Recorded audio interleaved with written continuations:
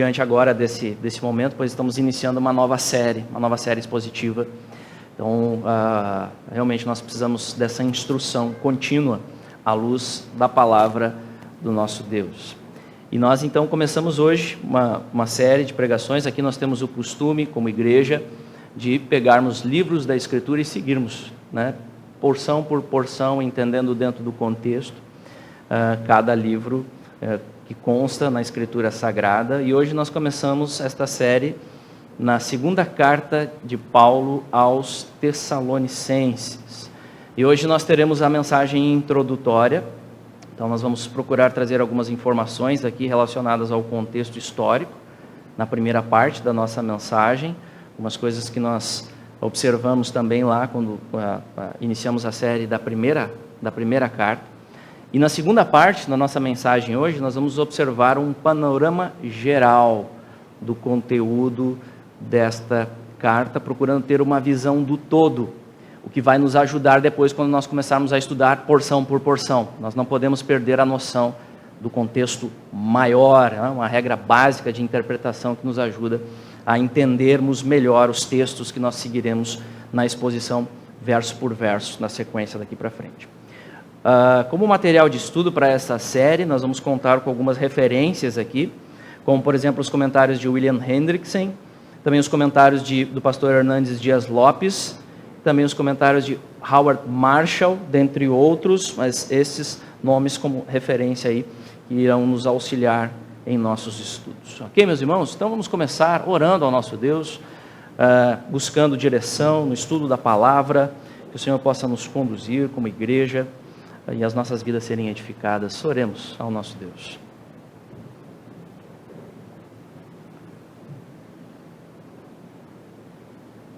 Amado Deus e Pai, nós te louvamos, pois Tu és o Deus digno, como cantamos, Deus eterno, justo, compassivo.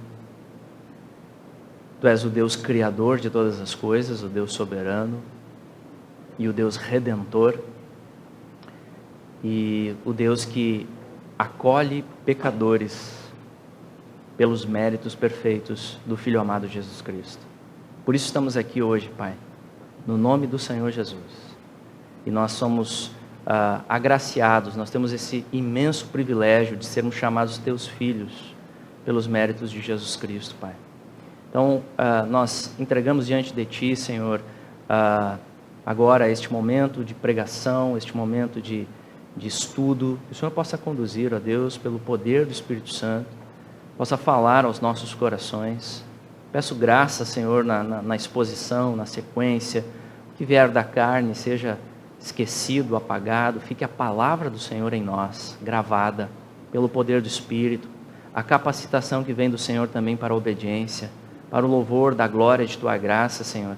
Então, guia-nos na sequência, Senhor, nesta série de pregações, abençoa-nos como igreja, abençoa, Senhor, cada família aqui, cada irmão, cada irmã. O Senhor conhece também as dificuldades, as lutas que passamos, as alegrias, as nossas necessidades. Consagramos tudo a Ti, ó Deus. O Senhor fale conosco, o Senhor supra essas necessidades segundo o Teu querer, segundo a Tua vontade, para o louvor de Tua glória. E assim nós oramos e agradecemos em nome de Jesus. Amém. Muito bem, meus irmãos. Então, alguns aspectos sobre o contexto histórico desta epístola. Fundação da igreja, né, de Tessalônica. Nós temos aí o slide. Essa igreja ela é formada, ela é plantada pelo apóstolo Paulo, junto com seus cooperadores, na segunda viagem missionária de Paulo. Tem aí o gráfico pelas as cidades de onde Paulo passou. No nosso contexto ali em cima, Filipos, na região da Macedônia, passou por Apolônia, Anfípolis e chega a Tessalônica. E isso tudo, essa trajetória toda, com o objetivo principal de espalhar a palavra, de levar a mensagem do Evangelho, e Deus operando, Deus transformando essas regiões, como aconteceu em Tessalônica. Impressionante o que aconteceu naquela cidade, pelo poder da pregação puro e simples do Evangelho, exposto diante daqueles irmãos. daquelas pessoas que foram transformadas. Então, o contexto histórico nós temos registrado lá em Atos, capítulo 17, versículos 1 a 9. Vamos abrir lá as nossas Bíblias, vamos acompanhar esta leitura. Atos 17, versos 1 a 9.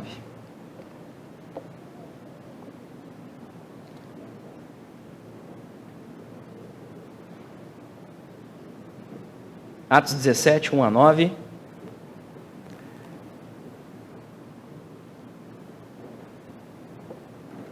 Amém?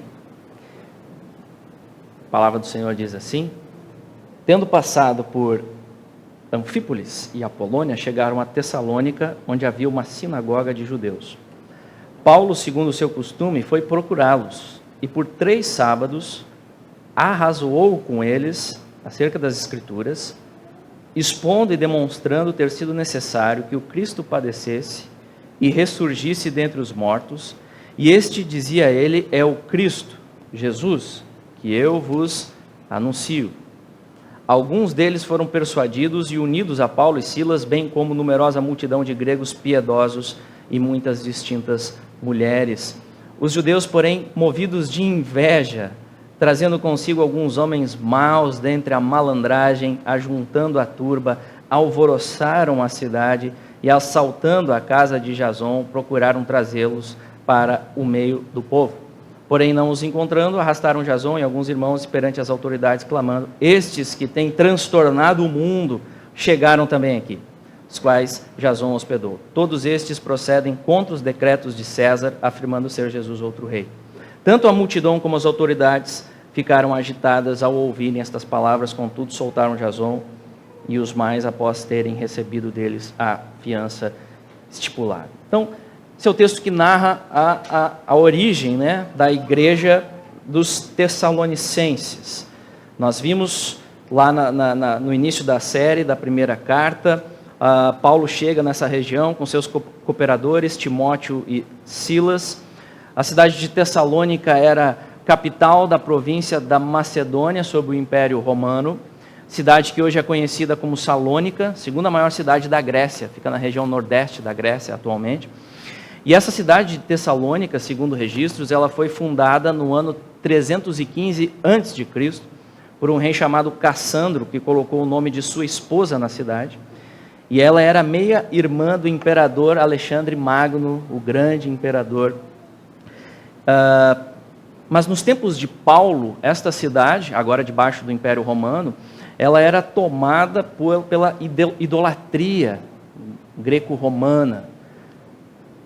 Tessalônica era uma cidade portuária também, uma cidade importante, tinha um centro comercial bem destacado, constava com uma população de mais de 200 mil habitantes e era situada à beira de uma das mais importantes estradas romanas, conhecida como a Via Egnatia, que ligava Roma até o Oriente. Então, uma estrada muito estratégica, uma estrada muito utilizada. Muito provavelmente Paulo utilizou esta estrada quando foi de Filipos até Tessalônica.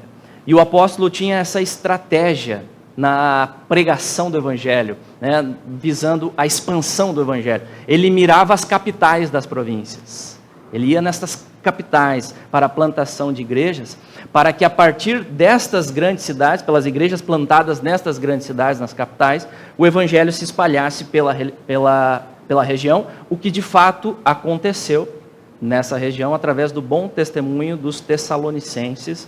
A palavra se espalhou através deles, como nós podemos perceber, inclusive, lá na primeira carta, quando Paulo inicia a primeira carta àqueles irmãos, dizendo, 1 Tessalonicenses, capítulo 1, versículo 8, Paulo diz: porque de vós repercutiu a palavra do Senhor, não só na Macedônia e Acaia, mas também por toda parte se divulgou a vossa fé para com Deus.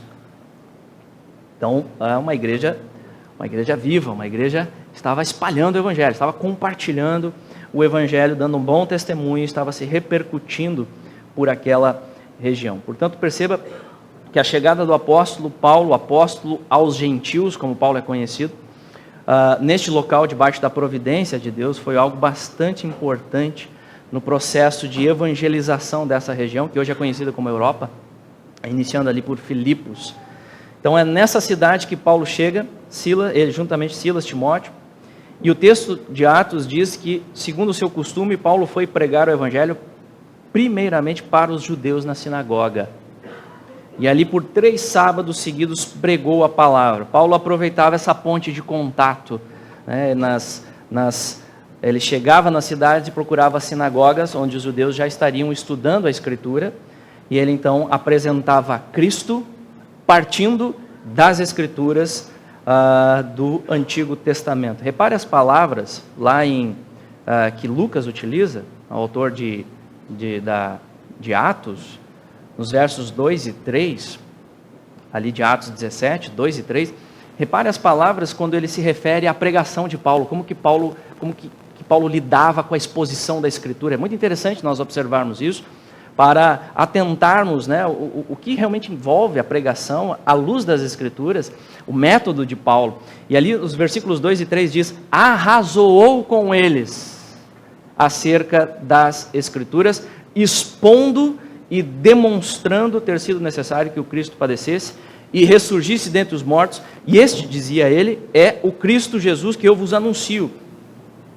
Então perceba, Paulo, partindo das Escrituras do Antigo Testamento, pregou o Cristo, e as expressões indicam aqui como Paulo apelava primordialmente não às emoções das pessoas, mas primordialmente à razão, o entendimento. Sem dúvida nenhuma, meus irmãos, conversão é espiritual, é uma obra que Deus opera pelo Espírito Santo, mas ela começa na mente, começa com o entendimento.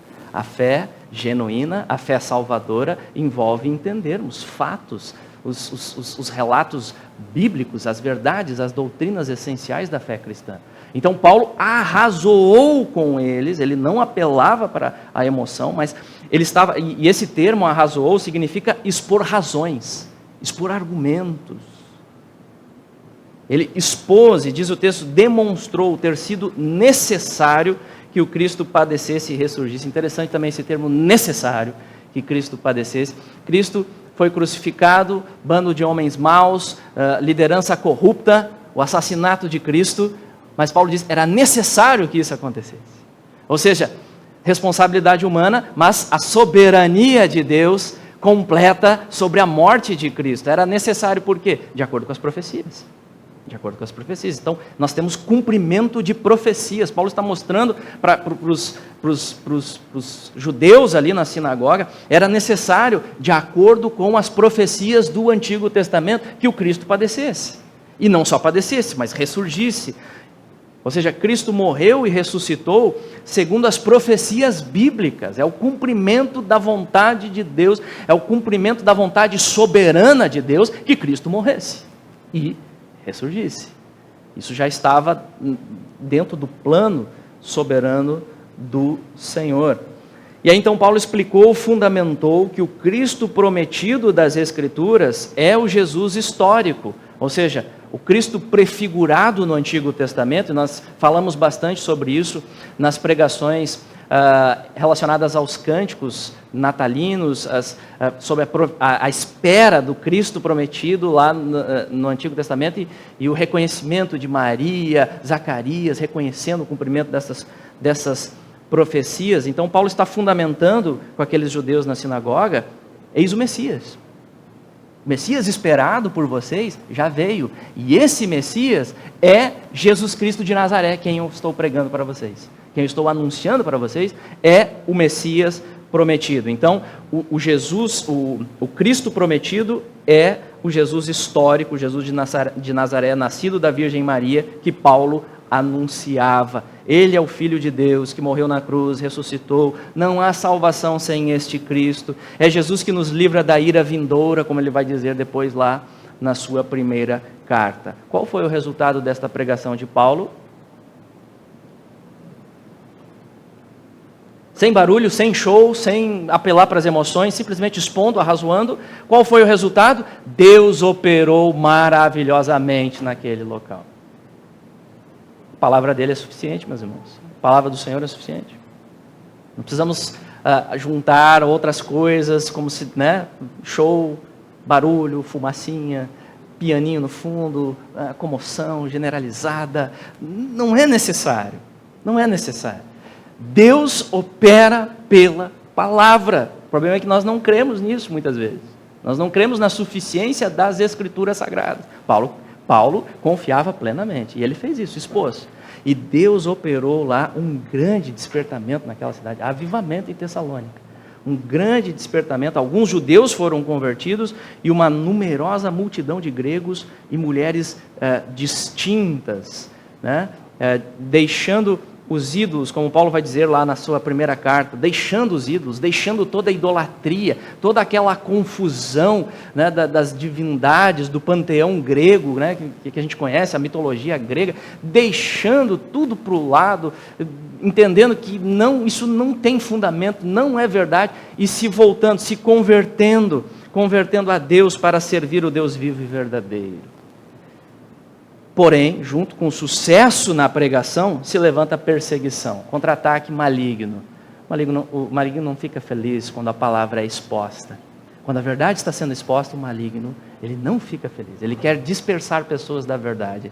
Ele quer realmente afastar pessoas. Ele quer afastar igrejas da verdade. Então se levanta. E as pessoas movidas por inveja com Paulo, né? Então já aquela questão, né, para deturpar a mensagem, ataca o mensageiro, ataca o caráter do mensageiro, ataca a moral do mensageiro, ataca ele para desfazer a mensagem que está sendo pregada fiel para a igreja. O inimigo contra-ataca.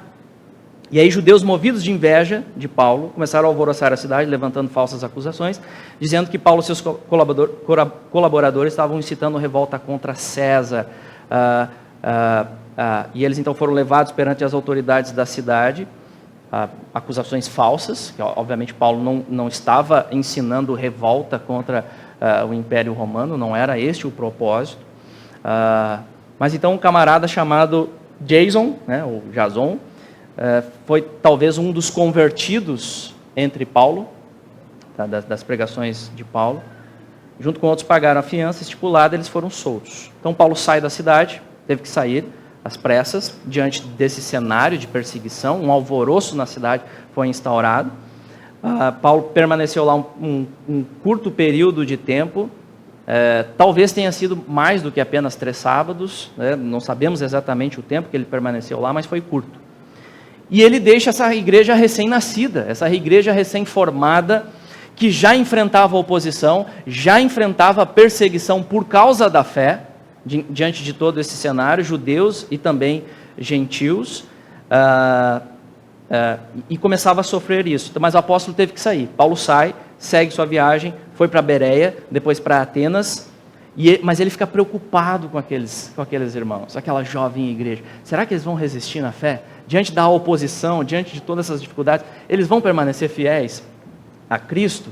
E aí então Paulo resolve mandar Timóteo de volta para aquela cidade, a fim de ver como estavam os irmãos e também consolar e edificar aqueles novos convertidos.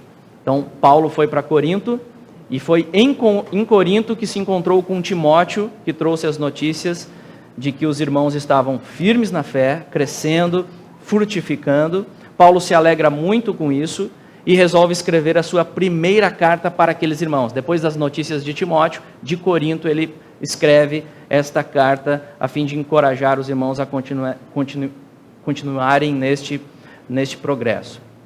Provavelmente as notícias que Timóteo trouxe sinalizavam também algumas inquietações dos irmãos, algumas dificuldades sobre alguns assuntos ainda não bem assimilados, principalmente relacionados à segunda vinda de Cristo.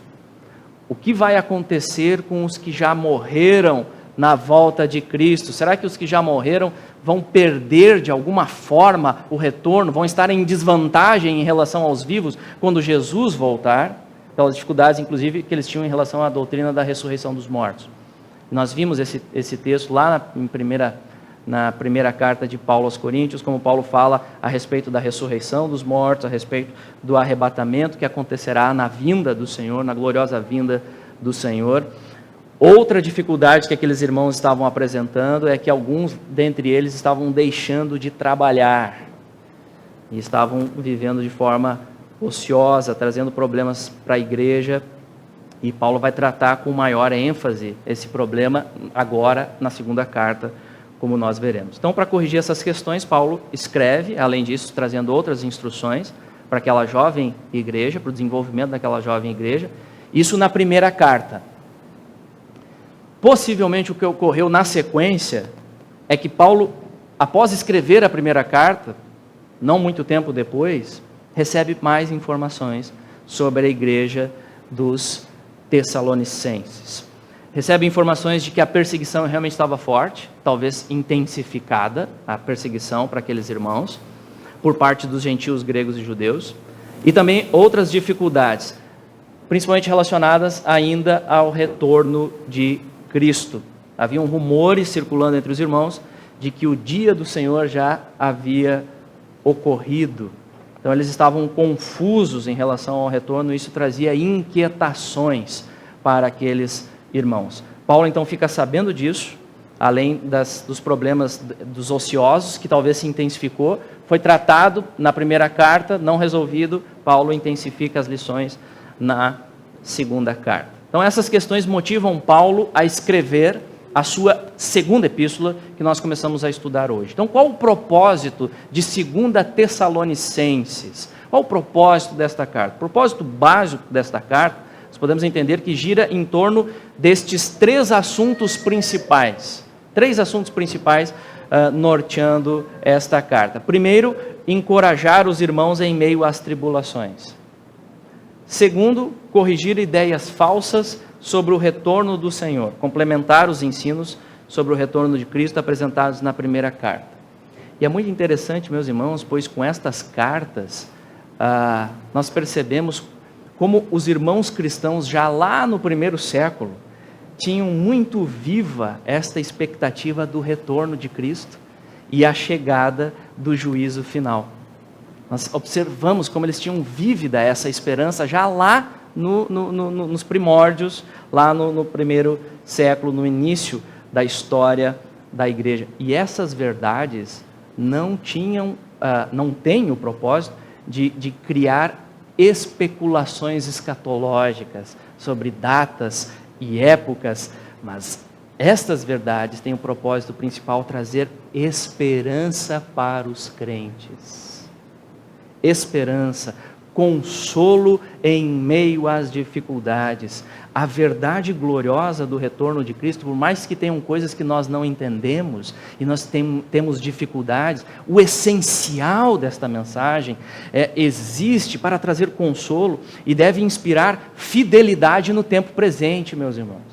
Perseverança em meio às dificuldades. O Senhor Jesus voltará, haverá juízo. O Senhor Jesus, Deus não passa nada diante do Deus que é juiz de toda a terra. Haverá esse juízo, haverá a recompensa dos irmãos que foram fiéis ao Senhor Jesus. Então, essa verdade deve inspirar fidelidade no tempo presente. Não alienação, não é escapismo, não é alienação. Não, compromisso hoje, uma vida digna hoje, dar um bom testemunho de Cristo hoje, nas funções que Deus tem te dado, as vocações que Deus tem dado para cada um de nós. Então, não alienação, mas testemunho no tempo presente. Inclusive, é assim que nós nos preparamos para a vinda do Senhor. Não é especulando data, mas é sendo fiel hoje. É sendo fiel a Cristo. Hoje, nós estamos preparados para o retorno do nosso Senhor. Isso era verdade para aqueles irmãos lá no início e por todas as demais gerações que vieram, incluindo a nossa hoje, que estamos estudando essa carta. Então, esses são os propósitos básicos, né? Encorajar os irmãos em meio às tribulações, corrigir ideias falsas sobre o retorno do Senhor, e terceiro, trazer mais algumas instruções sobre a vida prática dos irmãos à luz da esperança do retorno de Cristo. Paulo procura corrigir certos irmãos ociosos, como que a igreja deveria lidar com estes casos. Muito bem, então, esses são aspectos do contexto histórico. Autor e data, apóstolo Paulo, aproximadamente no ano 51 depois de Cristo. Paulo escreve de Corinto, né, e conforme a saudação, juntamente com Silvano, nome latino de Silas, e Timóteo. Vamos observar, meus irmãos, então agora um panorama dessa carta, para nós já estarmos sendo familiarizados com os textos, né? Lendo algumas porções aqui e observando algumas questões. Capítulo 1, então. Paulo começa com a saudação, típica de Paulo, versos 1 e 2. Identifica os cooperadores que estavam com ele em sua segunda viagem missionária, Paulo, o autor da carta. E ele, então, com a saudação, graça e paz a vós outros, da parte de Deus Pai e do Senhor Jesus Cristo. Aí, então, ele traz ação de graças e trata da questão de perseverança nas tribulações, nos versos 3 a 4. Paulo começa rendendo graças, louvando a Deus pelo excelente testemunho daqueles irmãos. Como é importante, meus irmãos, lembrarmos disso, louvarmos a Deus pela vida dos nossos irmãos em tom de encorajamento. Como a perseverança em meio às dificuldades é um encorajamento para os outros irmãos, para demais igrejas, e nós devemos reconhecer isso, dar graças ao Senhor, que perseveramos na fé, que estamos aqui hoje, neste culto, querendo conhecer mais de Cristo. Louvado seja Deus. Damos graças ao nosso Deus, porque é Ele que preserva a nossa fé. E Paulo reconhece aqui que a fé e o amor deles estavam crescendo. Perceba como isso é crescimento na vida cristã. A vida cristã, você não sai sabendo tudo já logo no início e pronto. Não, gradual, crescimento. A fé deles estava crescendo, o conhecimento deles, o amor deles por Deus crescendo, e o amor deles uns pelos outros. Como é que você sabe que está crescendo na fé? Principal evidência? Amor. Amor. Amor pelos seus irmãos. Amor genuíno pelos seus irmãos. Pois a vossa fé cresce sobremaneira e o vosso mútuo amor de uns para com os outros vai aumentando. Então esse é o propósito da palavra. Crescermos na fé, crescermos no amor. E Paulo então traz encorajamento em meio às tribulações, mencionando alguns aspectos das dificuldades que aqueles irmãos passavam, reforçando com isso como Deus está no controle, e as tribulações, elas servem também aos bons propósitos de Deus em relação ao seu povo. Suportar tribulações pelo nome de Cristo serve como uma clara evidência de salvação. Mesmo em meio às dificuldades, você persevera. Mesmo em meio às tentações do mundo, você persevera. Persevera seguindo Cristo. Persevera dando testemunho de Cristo. Isso é uma clara evidência, como aqueles irmãos estavam suportando perseguições. Não estava fácil ser crente, não era fácil ir ao culto, era a luta ir para o culto, né? E a oposição. Mesmo assim, eles perseveravam, eles sabiam que era importante seguir Cristo, dar testemunho deste Deus que salvou a vida deles. Então eles perseveravam nisso, e Paulo mostra isso. Isso é evidência de salvação. Isso é evidência de que vocês, de fato, são integrantes do reino de Deus, estão sendo considerados dignos do reino, preparados para o reino pela graça de Deus, estão herdando o reino pela graça de Deus, estão suportando sofrimentos, e isso nada mais do que seguir os passos de Cristo, que suportou oposição, perseguição, e foi obediente até a morte, e morte de cruz. E aí Paulo então entra nos versículos 5 a 10, aspectos do retorno de Cristo, a manifestação gloriosa do Senhor Jesus, e aí os dois aspectos que envolvem: o Senhor Jesus vem em juízo para os descrentes, em contrapartida para os crentes, glorificação, seja consumada a redenção daqueles que se voltaram para Cristo. Paulo relembra que as tribulações neste mundo caído não vão durar para sempre. Aqueles irmãos envoltos em tribulação, em dificuldade, Paulo está lembrando, isso não vai durar para sempre. Isso vai passar, pois Jesus retornará em glória, e a sua manifestação na segunda vinda será em juízo sobre os descrentes, os perseguidores, no caso aqui dos Tessalonicenses. Jesus virá em juízo. Os que não obedecem ao Evangelho, aqueles que desprezaram a Cristo, terão a retribuição de sua rebelião. E a tragédia final que Paulo expõe aqui, que é ser separado da presença favorável de Deus em condenação no inferno. Então haverá juízo, sim, haverá juízo. E isso deve instigar temor nas nossas vidas. Haverá o juízo, haverá essa retribuição. Aqueles que deliberadamente resolveram abandonar a verdade para abraçar a mentira, terão aquilo que sempre procuraram. Serão afastados eternamente de Deus, da presença favorável de Deus. Da presença favorável de Deus. Por isso que o juízo de Deus é justo.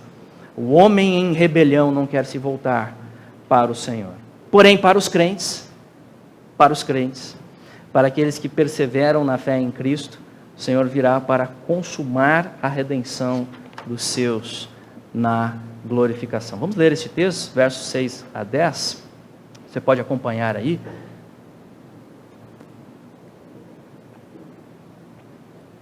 E ele diz ali: é justo para com Deus que ele dê em paga a tribulação aos que vos atribulam, e a vós outros que sois atribulados, alívio juntamente conosco, quando do céu se manifestar o Senhor Jesus com os anjos do seu poder, em chama de fogo, tomando vingança contra todos os que não conhecem a Deus e contra os que não obedecem ao Evangelho de nosso Senhor Jesus. Estes sofrerão penalidade de eterna destruição, banidos da face do Senhor e da glória do seu poder, quando vier, para ser glorificado nos seus santos e ser admirado em todos os que creram naquele dia, porquanto foi crido entre vós o nosso testemunho. São textos que nós vamos seguir aí a exposição na sequência de nossas mensagens. E Paulo finaliza este capítulo orando por perseverança. Versos 11 e 12 se repetem as orações de Paulo. É impressionante como Paulo orava pelos irmãos, orava pelas igrejas. Ele coloca o conteúdo de suas orações. Nós aprendemos muito com as orações de Paulo. E dos versos 11 a 12, Paulo ora para que os tessalonicenses continuem perseverando em meio às tribulações. Que eles perseverassem, não pela própria força, mas pela força de Deus. Por isso Paulo ora por eles, para que eles tenham força da parte de Deus, para continuarem firmes nos caminhos do Senhor. Venha o que vier, que eles perseverem pela força que vem do Senhor. Paulo ora por estes irmãos, ora pelos membros, assim como nós devemos orar uns pelos outros, para que eles glorifiquem o nome de Cristo em suas vidas, que eles vençam as tentações, que eles vençam a carne, que eles vençam as suas inclinações perversas, o seu coração endurecido, que eles vençam isso pela graça de Deus e perseverem na palavra do Senhor. Capítulo 2, nós entramos em instruções sobre o dia do Senhor, e dos versos 1 a 6, destacando a apostasia, o homem da iniquidade. Então nós vamos entrar no assunto da escatologia novamente, meus irmãos, e é importante como introdução mencionarmos aqui, que como nós falamos lá na sequência de mensagens da primeira carta, né? Pela história da igreja existem diferentes visões escatológicas, os irmãos têm já uma familiaridade, alguns já ouviram mais, outros menos, visões diferentes de interpretação dos eventos futuros, amilenismo, pré-milenismo, pós-milenismo. Nós falamos lá nas pregações do início, da primeira carta, formas diferentes de entender esses eventos futuros, e a interpretação destes textos de fato não é simples, para simplesmente bater o martelo e dizer é assim e pronto.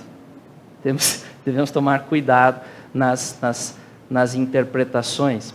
E neste assunto, meus irmãos, eu creio que irmãos piedosos podem divergir. Podem, de certa forma, terem um entendimento diferente sobre alguns aspectos de doutrinas que são secundárias. Quando nós falamos secundárias, nós não estamos dizendo que não são importantes. Nós estamos dizendo que elas não são essenciais para a salvação. É o que distingue quem é irmão e quem não é. A essência da fé, Cristo, Deus triuno, a cruz, e o que nos une realmente, os pilares da nossa fé. Então, existem alguns aspectos escatológicos que nós podemos ter diferentes entendimentos, e nós devemos ter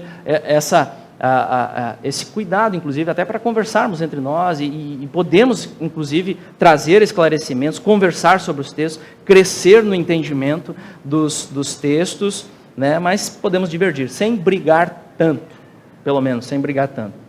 E aqui, como igreja local, nós não exigimos dos membros um posicionamento específico.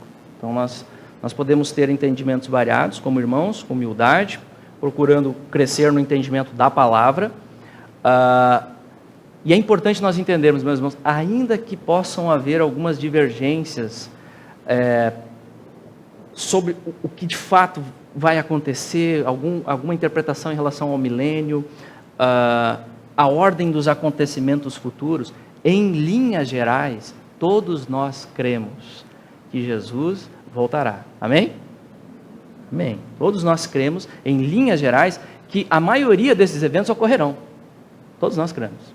Não sabemos exatamente como, mas todos nós cremos. Eles ocorrerão. Por quê? Porque está escrito. Está escrito. Por mais que a gente não entenda perfeitamente a interpretação, está escrito. Então nós cremos que eles vão ocorrer. E é nisso que nós precisamos estar alinhados, meus irmãos. É nisso que nós precisamos estar alinhados. As questões principais que envolvem este assunto. Por isso, a nossa declaração de fé, e é isso que nós chamamos a declaração de cada irmão, né, de comprometido com essas verdades, é isso que nós temos na nossa declaração de fé para cada um dos membros. Vamos ler juntos? Nós cremos na volta pessoal e iminente do Senhor Jesus Cristo. Eles que foram redimidos por Ele e para julgar os vivos e os mortos.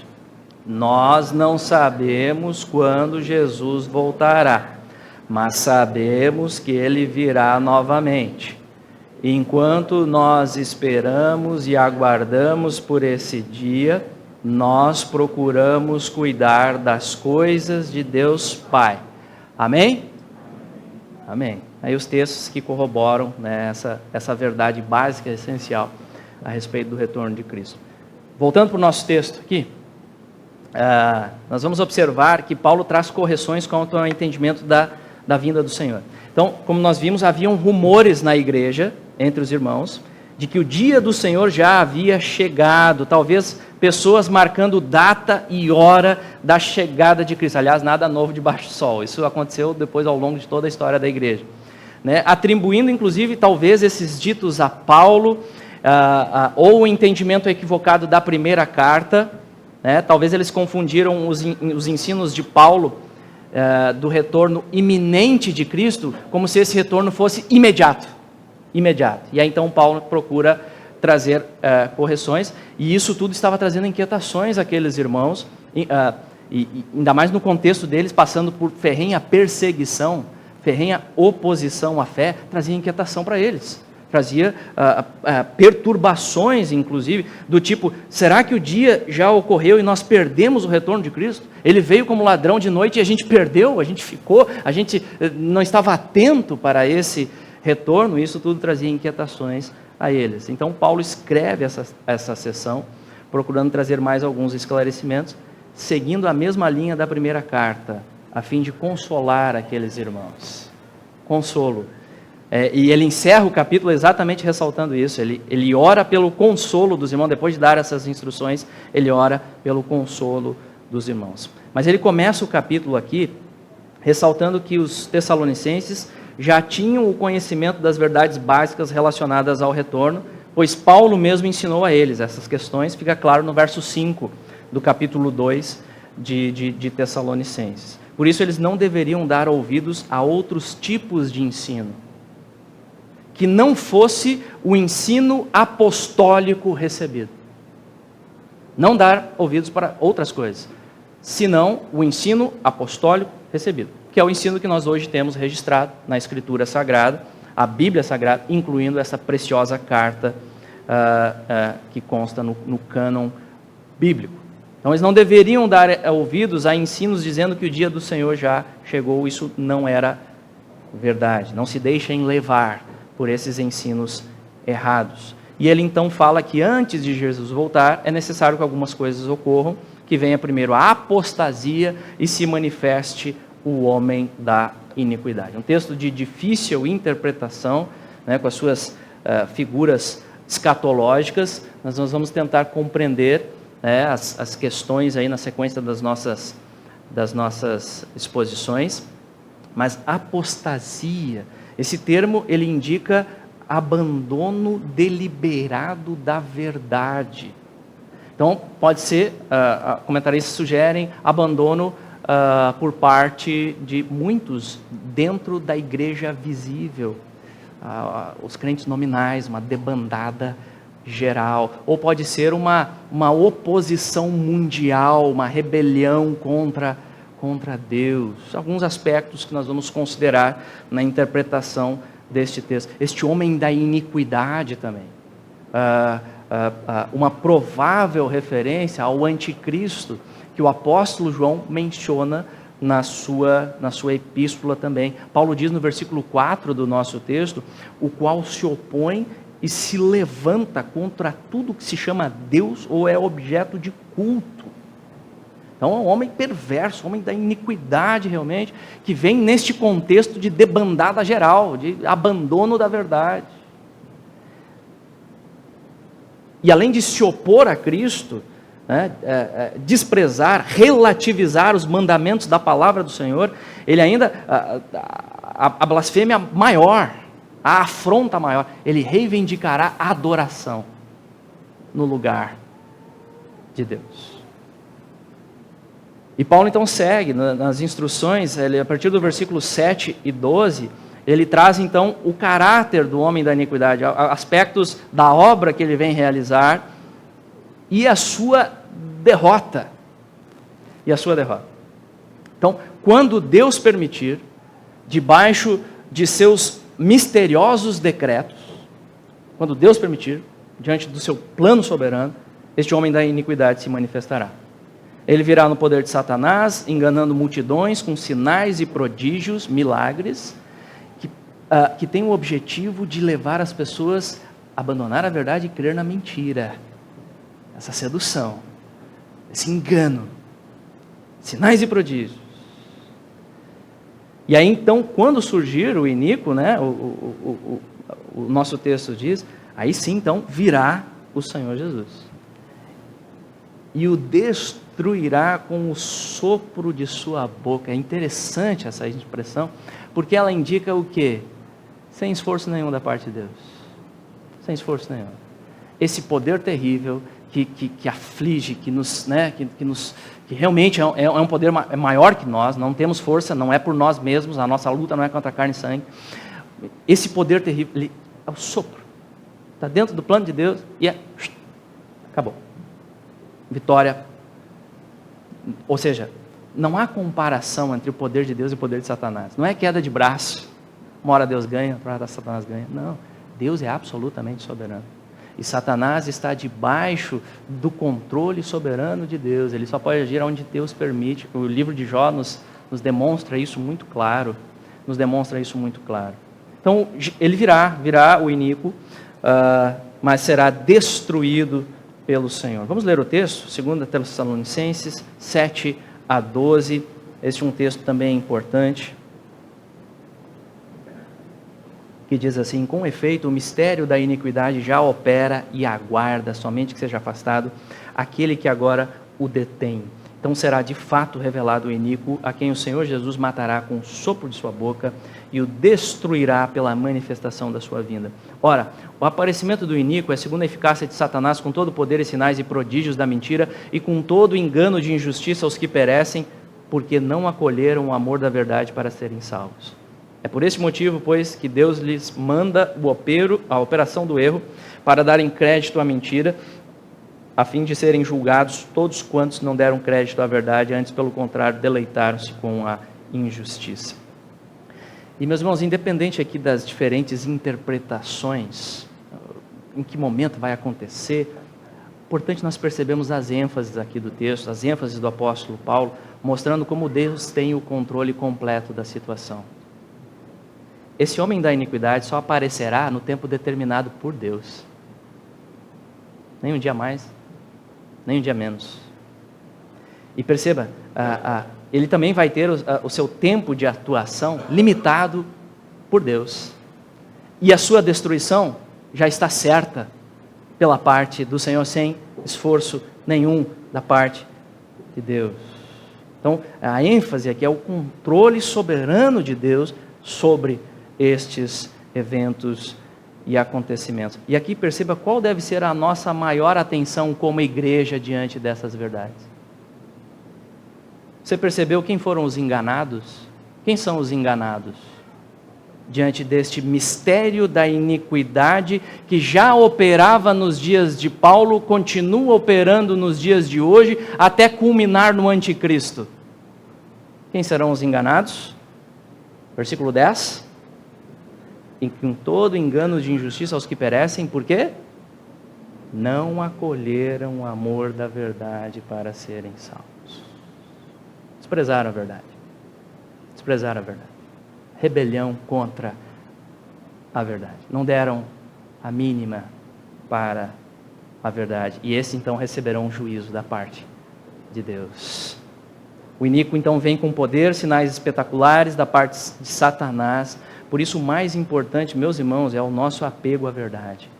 E verdade aqui, evangelho bíblico. Evangelho bíblico, palavra de Deus. Então é fundamental, meus irmãos, estudarmos o evangelho. Levarmos a sério a compreensão do evangelho bíblico. Não aquilo que eu sempre ouvi, mas que não tem fundamento escriturístico. Voltarmos ao entendimento do evangelho, compreendermos bem as suas doutrinas e praticarmos obediência pela graça. Nós vivemos um tempo de certa aversão a estudo, aversão à doutrina. Para que tanta doutrina? A doutrina divide. Temos que abraçar tudo e todos, e aí fica aquela coisa tudo meio nebulosa, meio cinza, e você não sabe nem o que mais você crê. Voltarmos para a verdade, apego à verdade, aqueles que amaram a verdade. Essa deve ser a preocupação da igreja, diante de todos esses assuntos, não especular datas, mas apego à verdade. Atento sim aos sinais que a Escritura nos dá, os sinais que comprovam que realmente está próxima, se aproxima cada vez mais a vinda do Senhor Jesus, mas apego à verdade. Permanecer fiel à verdade. Tem você acolhido este amor pela verdade no seu coração? Apreço pelo bendito Evangelho? Nós estamos falando aqui, meus irmãos, o Evangelho bíblico, o Evangelho do Deus triuno, Pai, Filho, Espírito Santo, a doutrina bíblica da Trindade, que é difundida aqui na carta de Paulo, as cartas de Paulo e por toda a Escritura. O Evangelho cujo Cristo se encarnou, Jesus veio em carne, ele é 100% homem, 100% Deus após a encarnação. Como vai dizer o apóstolo João, todo o que confessa que Jesus Cristo veio em carne é de Deus. 1 João capítulo 4. Este é o evangelho que nós devemos abraçar, o evangelho da cruz. Da cruz. A doutrina da expiação vicária, que vem sendo atacada, inclusive relativizada pela teologia liberal. Não, nós refutamos esses enganos e nós abraçamos o evangelho, a doutrina da expiação vicária.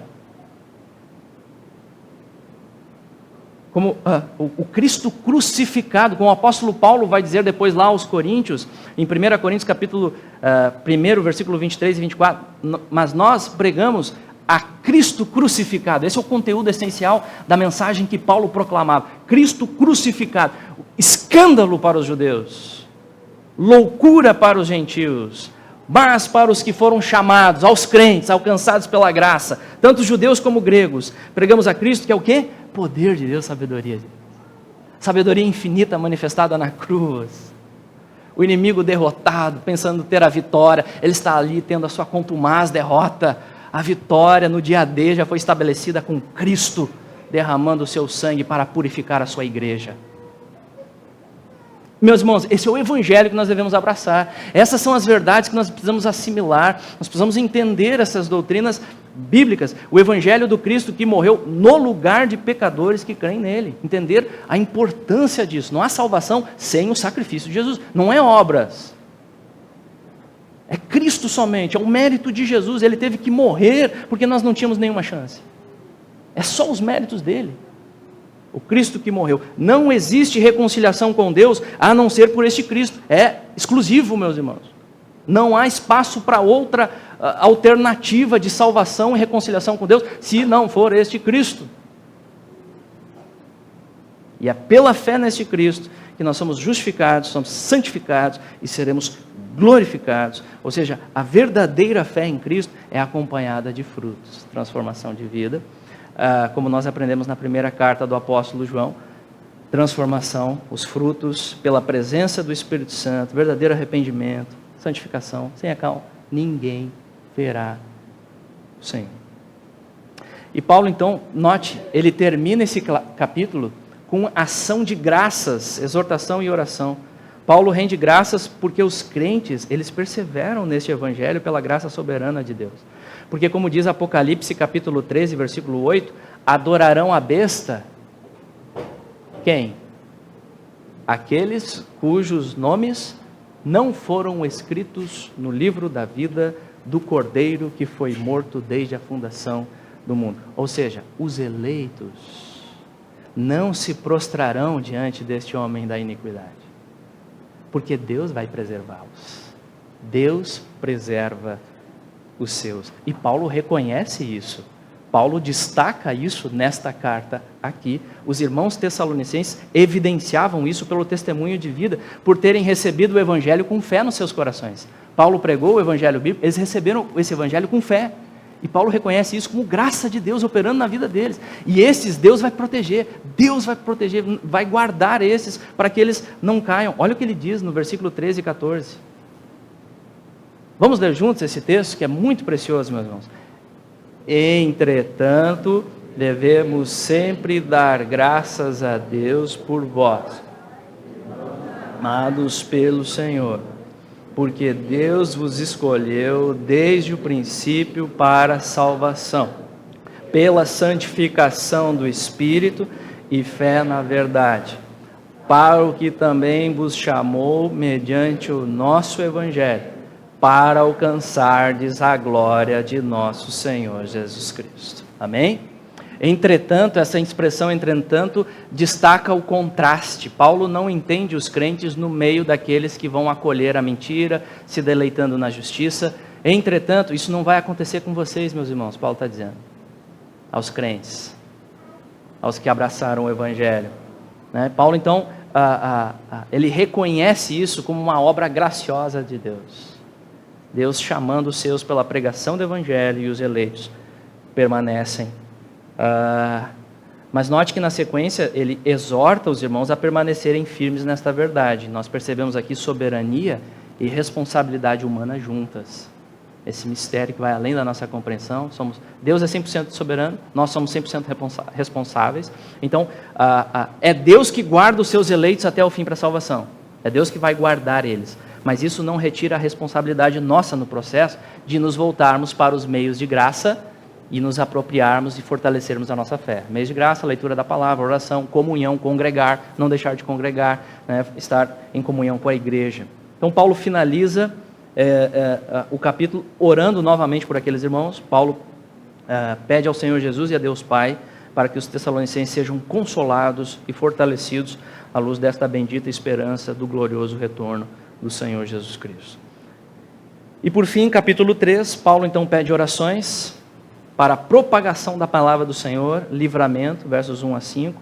Ele diz ali no versículo 1 do capítulo 3, finalmente, irmãos, orai por nós, para que a palavra do Senhor seja propagada e seja glorificada, se propague e seja glorificada.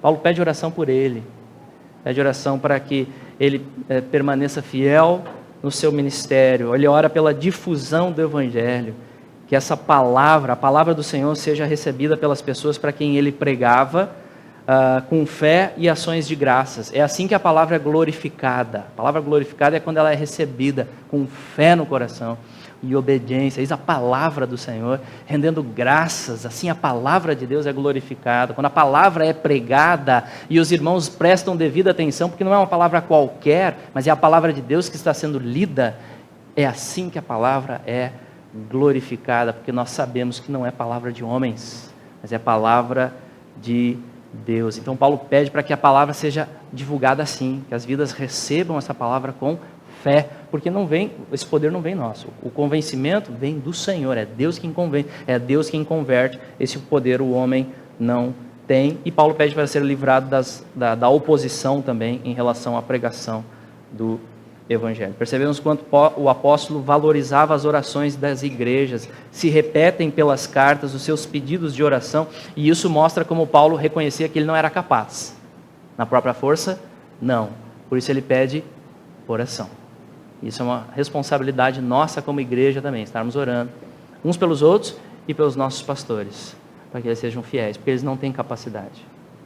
Eles não têm capacidade, eles precisam da graça do Senhor para exporem o texto com fidelidade. Nos versos 3 a 5, o apóstolo reconhece que os irmãos seriam guardados do maligno, por isso expressa sua confiança no Senhor de que eles iriam praticar as suas instruções. E aí ele finaliza a carta com essas instruções para a vida na igreja, né, evidenciando como a fé no retorno de Cristo não é alienação, mas é compromisso no tempo presente, ou seja, trabalhar aquilo que Deus deu para a gente fazer e viver a vida ordinária, a vida do dia a dia, reconhecendo a providência de Deus, não é escapismo, é hoje, ser fiel hoje. E mais especificamente ele lida com irmãos ociosos, haviam na igreja ali irmãos deixando de trabalhar, vivendo desordenadamente, abusando da generosidade dos irmãos. Então Paulo já tinha tratado esse problema na primeira carta e parece que piorou, ele trata de novo. Pode ser em virtude do entendimento equivocado da volta imediata do Senhor. Se Jesus está voltando, eu vou abandonar meu trabalho, vou abandonar tudo, vou para o monte.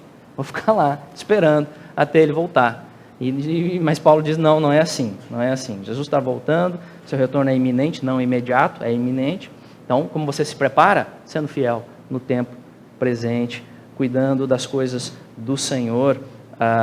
E ele apresenta questões a serem tratadas. Estes ociosos, indolentes, eles necessitavam de disciplina visando o arrependimento. Provavelmente seguindo aqui as instruções do próprio Senhor Jesus, Mateus 18, os passos que Paulo indica, né, os passos de disciplina. O irmão faltoso deve ser confrontado, se não ouvir, leva a outra testemunha. E no último caso, expõe a igreja, até se necessário, o passo final, excomunhão, considera-o como gentil e publicano. Mas tudo visando o arrependimento, visando a restauração do irmão à obediência da palavra. Os versos 7 e 10 temos o exemplo de Paulo, de como ele trabalhou entre eles, dando o exemplo, trabalhou com as próprias mãos, além de pregar o evangelho. Paulo entendia que as igrejas já estabelecidas deveriam sustentar seus pastores, mas em Tessalônica ele abriu mão desse direito, justamente por uma igreja que ainda estava em formação, e a fim de deixar o exemplo, que era necessário, naquele local ele percebeu isso. Nos versículos 11 e 15, então, instruções mais específicas de como lidar com os ociosos, que eram também fofoqueiros, e isso é prejudicial à igreja, se intrometiam na vida alheia, ficavam falando, aquele intromissão, e Paulo fala, é preciso tratar isso aí, é preciso lidar com isso aí, fofoca é muito ruim, como ele diz ali, né? Intromete-se na vida alheia, eles deveriam então ser exortados a obediência realmente à palavra, exortados, e se não prestassem obediência à exortação, depois de um tempo, Paulo diz, notai-o, nem vos associeis com ele para que fique envergonhado, talvez indicando um certo afastamento, porém, a atitude tinha por objetivo despertar o arrependimento do irmão, não era apontar o dedo e ficar condenando e chutando ele, esse cara aí, não era isso, era para que ele caísse em si, se arrependesse e voltasse à comunhão. Pode ser uma recomendação aqui, um processo de disciplina eclesiástica, a excomunhão da membresia, ou um passo anterior, talvez exclusão das refeições comunitárias que aconteciam como igreja reunida, porque Paulo diz, todavia não o considereis por inimigo, mas adverti-o como irmão, ou seja, o processo deve ser conduzido em relação ao irmão faltoso com espírito de brandura, oração, visando o retorno, visando a restauração daquele irmão, visando ganhar o irmão faltoso. E Paulo termina então com mais uma oração, que mesmo em meio a todas as dificuldades e sofrimento deles, que Deus lhes conceda paz em Cristo, paz entre os irmãos, nos relacionamentos, que haja paz, no trato, no cuidado, na lida da vida de igreja, na vida de comunidade. Ele diz ali no versículo 16, vamos ler juntos, meus irmãos? Ora, o Senhor da paz vos mesmo paz em todas as circunstâncias. O Senhor seja com todos vós. E aí a saudação final, versos 17 a 18, ele finaliza assinando a carta de próprio punho, como fez em outras cartas, chamando a atenção para a marca de autenticidade da carta, era ele mesmo que estava escrevendo, e a bênção final. A graça de nosso Senhor Jesus Cristo seja com todos vós. Amém. Amém. Então esse é o resumo, meus irmãos, aqui desta epístola. Que Deus nos dê graça agora para a sequência das perícopes, das porções, para estudarmos e sermos edificados à luz desta palavra. Só nessa passagem panorâmica já tantas coisas nós já observamos e somos animados, somos encorajados, somos confortados. Que Deus continue falando conosco na sequência dessas pregações. Amém? Vamos orar. Amado Deus e Pai, nós te louvamos e te adoramos. Tu és o Deus soberano, Deus grandioso, o Deus que vai além da nossa compreensão, incompreensível, cujos caminhos estão infinitamente acima dos nossos.